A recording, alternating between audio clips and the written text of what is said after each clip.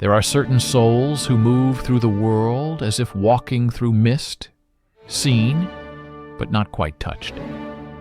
They drift between moments like echoes searching for their own source, attuned to the quiet beneath the noise. They listen not only to words, but to the weight behind them, the invisible hesitations that tremble between syllables. To watch them is to glimpse the tension between stillness and motion. The sacred pause before existence speaks again. They are the ones who see time the way others see distance, as something that bends and breathes, that folds around memory like light through a dusty window. In a world that rushes, they linger. In a room full of voices, they hear the hum beneath them all, the soft pulse of being alive. They are not slow because they do not know what to say. They are slow because they feel everything at once. 10 possible truths bloom in their mind before one sentence ever crosses their lips. Their silence is not absence, but abundance. And in that silence, entire universes form. Deep thinkers, they are called. Though the phrase feels too small for what they are, too sharp for something so fluid. They are wanderers of the inner terrain, explorers of thought, cartographers of emotion. Their consciousness is not a straight line, but a constellation. Infinite points of light connected by invisible meaning. Where others see a single tree, they see an allegory of survival. Roots threading into unseen darkness, branches reaching for the impossible. They see how the tilt of its trunk mirrors the human condition, the ceaseless yearning towards something brighter, the quiet acceptance of gravity's pull. Every sight, every silence is a doorway to reflection. They do not simply observe life, they metabolize it. Most people say that too much thinking clouds the mind, but for them, thought is breath. It is how they inhabit reality. Reflection is not a detour, it is the path itself. To think is to feel their way through existence, tracing the subtle architecture of meaning behind every fleeting gesture. A glance becomes a story, a hesitation becomes a mirror, a word becomes a lifetime condensed into a single sound. Inside them lives a storm, not of chaos, but of connection. Thoughts colliding like weather fronts, lightning made of ideas. Neuroscientists might call it the default mode network, that flicker of light in the mind when imagination awakens, when memory stretches its arms and touches creation. But science names what the soul already knows, that to think deeply is to exist twice, once in the world and once within it. Yet there is a loneliness to that gift. For while the world moves in rhythm with immediacy, the deep thinker moves in echo. They see before they act, listen before they speak, and in the time it takes to translate thought into language, the world has already turned the page. Their silence is misread as disinterest, their distance mistaken for detachment. But it is neither. It is reverence. For them, words are sacred instruments, not casual tools. They must first weigh their resonance, taste their truth, test their harmony with what they feel.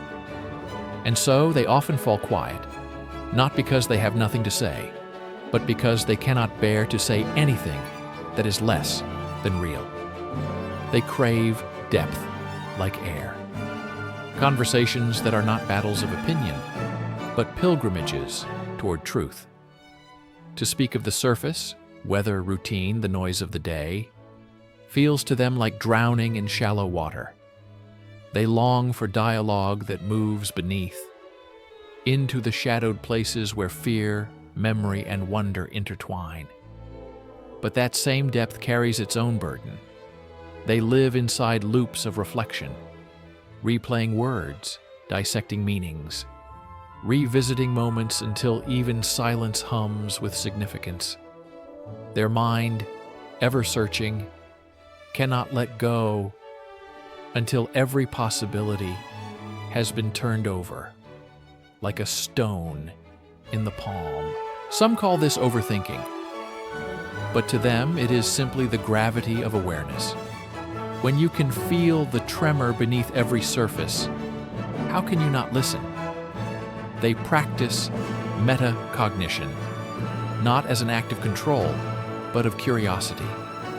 To think about their own thinking, to watch the shape of their own thoughts like a film projected onto the walls of the mind. They observe themselves observing, question themselves questioning. And in that infinite mirror of reflection lies both wisdom and weariness. For to see one's own mind so clearly is to confront one's flaws with ruthless intimacy. Every motive examined, every emotion traced back to its roots, until the very act of being human becomes a study in imperfection. And yet they continue, because the search for understanding is not something they choose, it chooses them. They walk through cities as if through a memory, half remembered. Solitude is not their loneliness, but their language. In the quiet, their thoughts unspool, threads of gold and shadow weaving through the corridors of perception. To others, they seem calm, unmoved, but inside the ocean is endless. Their emotions do not crash loudly. They move like tides beneath the surface. They might sit by a window, eyes unfocused, but within them 1,000 moments converge. A sentence spoken a decade ago, a look that lingered too long, a feeling that never found its name. They are not haunted by these things. They are studying them, mapping the topography of their own heart, searching for where the light meets the dark. Sometimes people mistake this as detachment, but deep thinkers do not leave the world. They enter it more completely than most could bear. They see not only what is, but what could have been. They walk through the present with ghosts of all possible futures whispering in their ears. Existential thought, the psychologists call it, but that phrase too feels like an understatement. It is not merely thinking about life, but feeling life, thinking through you. Time ceases to be linear. Morality becomes a prism.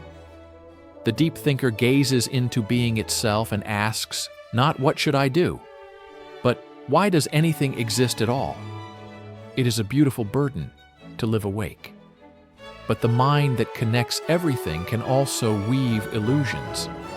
The same imagination that births insight can also entangle the thinker in invisible webs. They may read meaning into silence, sculpt entire mythologies from fragments of expression. It is like holding a microscope so powerful that the world dissolves into particles. Everything becomes detail. Nothing remains simple. And yet, from this same gift, art is born. The deep thinkers of history, Da Vinci sketching the divine in anatomy, Einstein folding time into a dream, Jung mapping the soul's architecture, all of them shared this affliction, the inability to stop asking why. Out of that relentless inquiry came revelation. But our modern world has grown impatient with depth. We mistake stillness for hesitation, reflection for weakness, complexity for confusion. And so the deep thinker learns to shrink their edges, to mimic the tempo of the hurried. They smile on cue, answer lightly, laugh at the right moment, but their true dialogue begins only when the room empties, when night comes and the world forgets them. In the privacy of thought, they speak again, not aloud, but in waves of reflection, revisiting every conversation, rewriting it not for vanity, but for truth. They long for connection, not the fragile kind built on noise, but the sacred kind built on understanding. They watch others skim across the surface of life, content with reflection, never touching the depth beneath. And so they wait, quietly, patiently, for another deep soul to appear, someone whose silence feels familiar, whose gaze carries questions instead of conclusions. When that meeting happens, it is not casual. It is collision. They do not open halfway. They unfold entirely. They reveal their fears like maps, their desires like constellations, their secrets like fragile offerings. Because to them, intimacy is not about proximity. It is about truth. But truth, when shared in a shallow world, can wound. For the deep thinker believes that honesty is universal, that words mean what they say, that love, once spoken, binds. But others live more loosely with meaning, speaking from impulse, not essence. And when reality fractures that ideal, the deep thinker feels it in the marrow. Betrayal, even small, echoes through them like thunder. But so does kindness. Even fleeting gestures bloom into galaxies of gratitude. Everything matters. Every word, every pause, every fading sound. They cannot help but feel the weight of the world pressed into every detail. This is the paradox of depth. It blesses and it burdens in equal measure. They carry memories not as timelines, but as symphonies, each note infused with emotion, symbol, interpretation. What psychologists might call depth processing is, for them, simply the natural rhythm of being alive. They remember not just what happened, but how it felt, the scent of the air, the trembling of time. To recall is to relive. A single song can unmake them, not through sadness, but through recognition. They hear it, and suddenly they are standing again in an old version of themselves, a stranger who once shared their name. They do not just remember moments, they remember meanings. Science will tell you that their brains connect emotion and analysis more tightly than most, that they feel and think in the same instant. But language fails to describe what that truly means. It is to inhabit both the poet and the scientist within the same breath, to dissect beauty while weeping for it. They cannot separate thought from feeling, logic from empathy. To them, reasoning without emotion is hollow, and emotion without reason is blind. They live where those two rivers meet, in the confluence of knowing and feeling. It is why they are so often misunderstood. The world prefers simplicity. They offer layers. The world wants certainty. They speak in nuance. And so people call them complicated, distant, dramatic. Words used by those who cannot see that awareness is not excess, but illumination. Once you see deeply, you cannot unsee. Once you perceive how love hides inside pride, how fear masquerades as anger, how every cruelty carries its wound, the world changes shape. You stop wanting to judge. You start wanting to understand. And understanding for them becomes a form of prayer, a way of touching the divine not through belief, but through awareness.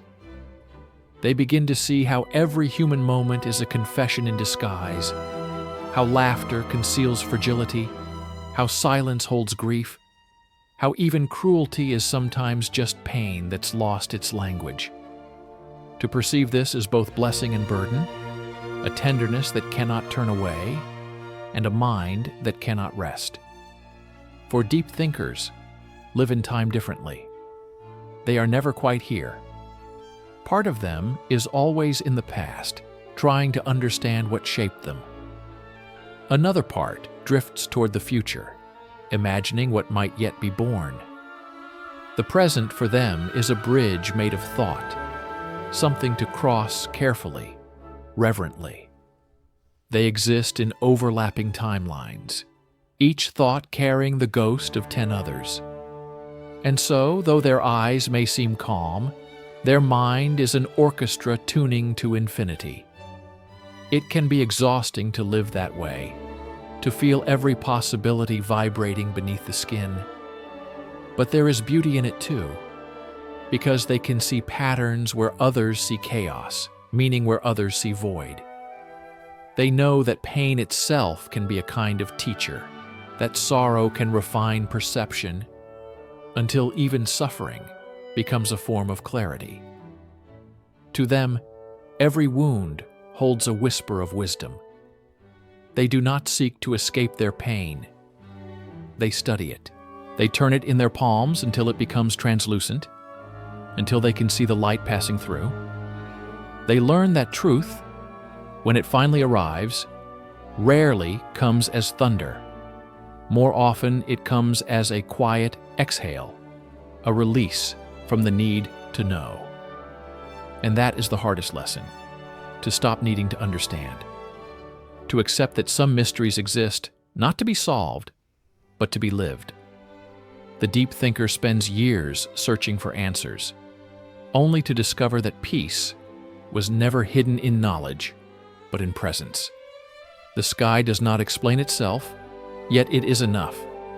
The river does not question its destination, yet it moves with perfect purpose. And perhaps that is what wisdom truly is. Not the abundance of thoughts, but the grace to let them rest. They learn slowly that the art of thinking deeply is not to drown in reflection, but to float in it, to breathe even as the water closes overhead, to find stillness not by silencing the mind, but by listening to it without fear. If you ever listen closely to such a soul, you'll notice their pauses, those small sacred intervals between words. They aren't searching for approval. They're searching for truth. Each sentence is a ritual, an attempt to shape the ineffable into sound. They understand that language can heal or harm, that to speak carelessly is to cut the world. And so they speak rarely, but when they do, their words carry the weight of whole landscapes. They are not shy, they are deliberate. Their silence is an act of precision. And while others might rush to fill the air with noise, the deep thinker listens. Not just to what is said, but to what trembles beneath the saying. The tremor in a voice, the breath before a confession, the hesitation that reveals a truth unspoken. They read emotions the way astronomers read light, by the way it bends, by what it reveals about what cannot be seen. It is empathy, yes, but also pattern recognition. They detect the invisible geometry of feeling.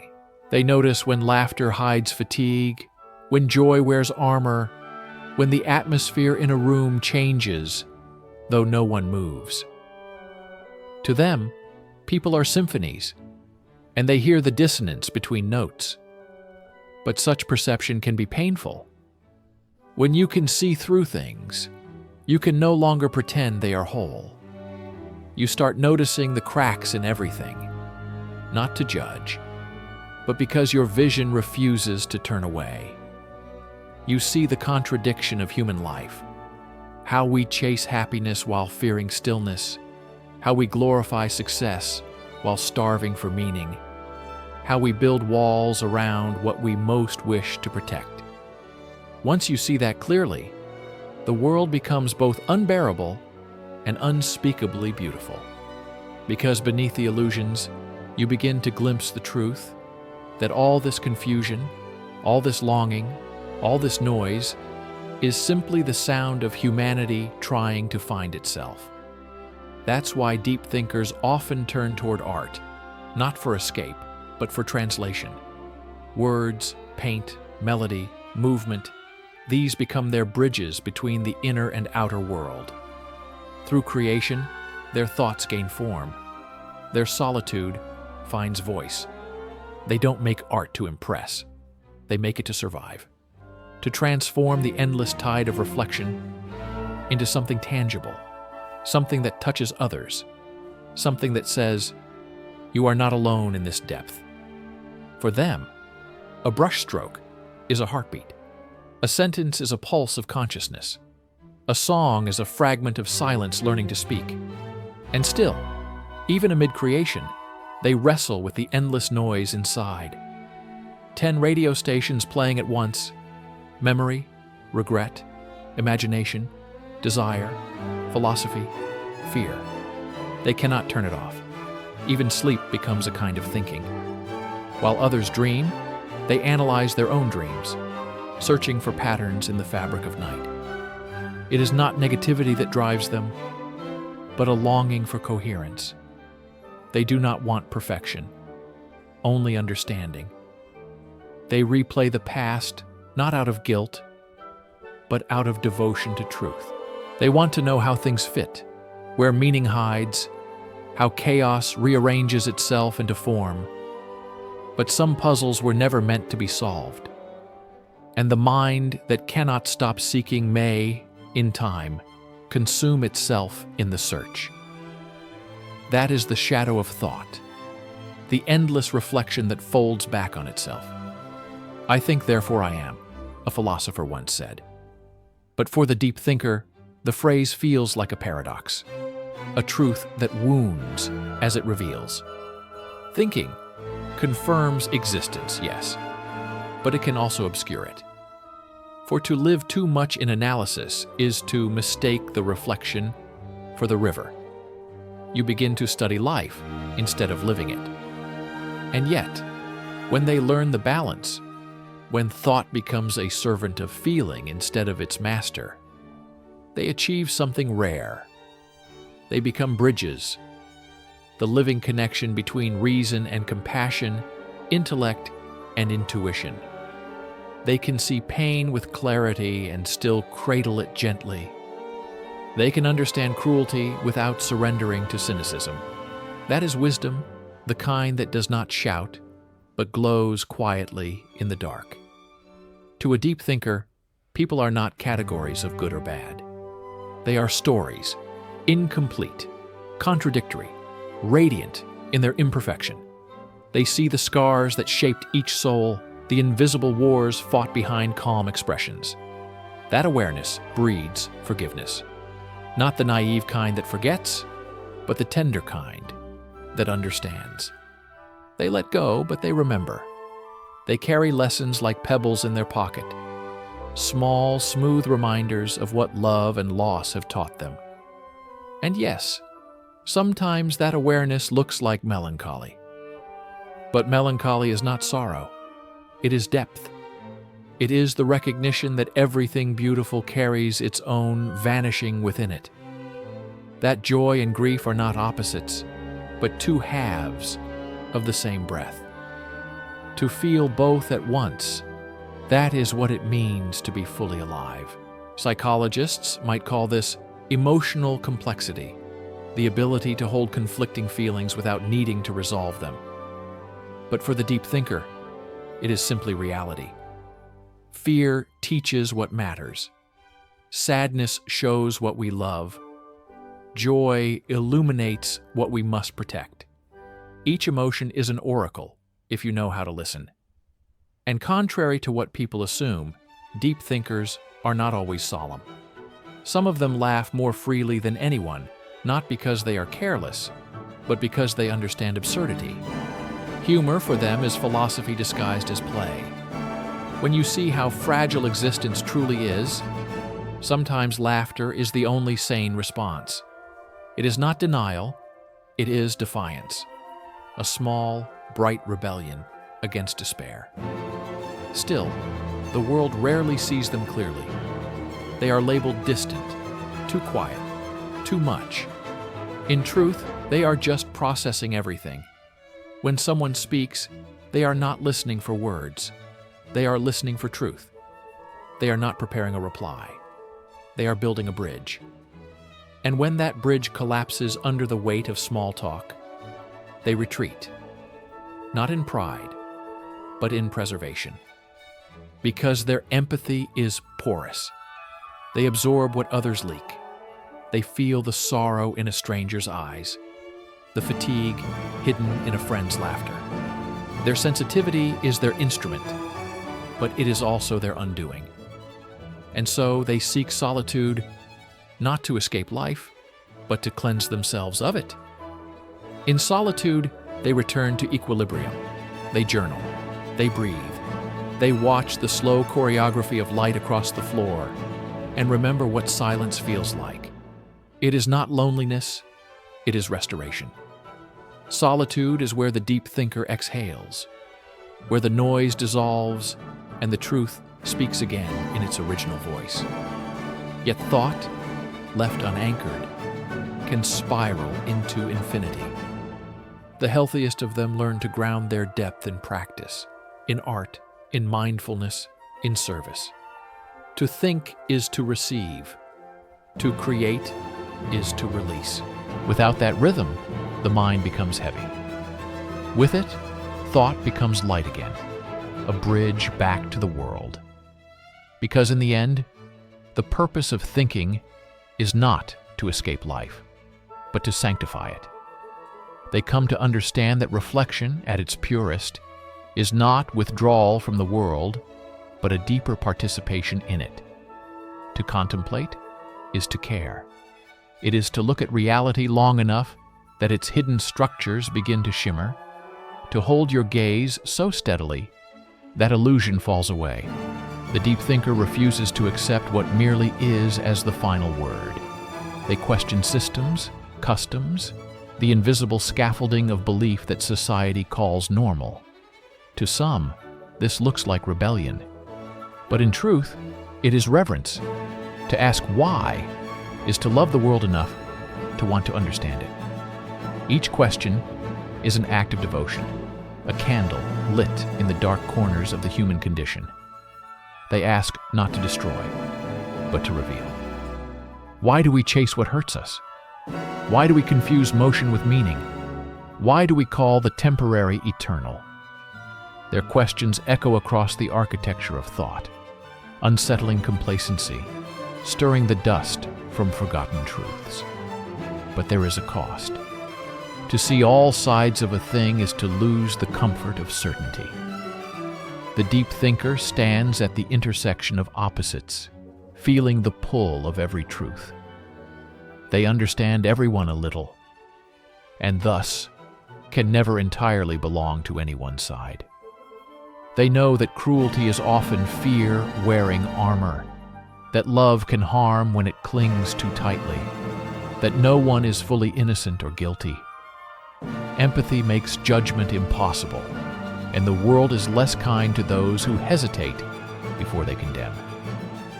This is the burden of consciousness, to perceive so much that you cannot simplify it anymore, to feel everything and therefore to stand apart from everything. And yet, what a rare and luminous solitude that is. While others shout certainty into the wind, the deep thinker listens for the silence beneath. They understand that truth is not loud. It whispers. It trembles in paradox. It hides in the spaces between extremes. That's why their speech is often slow, their eyes contemplative. They are not searching for the right answer. They are searching for an honest one. They do not need agreement, only understanding. They don't want to win arguments. They want to touch something real. If you love one of them, you'll learn that their affection is not theatrical. It's woven from attention. The way they remember a detail you mentioned once years ago. The way they ask questions that reveal they've been listening not just to your words, but to the soul behind them. They will not flood you with promises. They will offer presence instead. The kind of presence that makes time feel still, as if the universe has drawn a breath and is waiting to see what you'll say next. But they move slowly in love, as in everything. Trust for them is not given.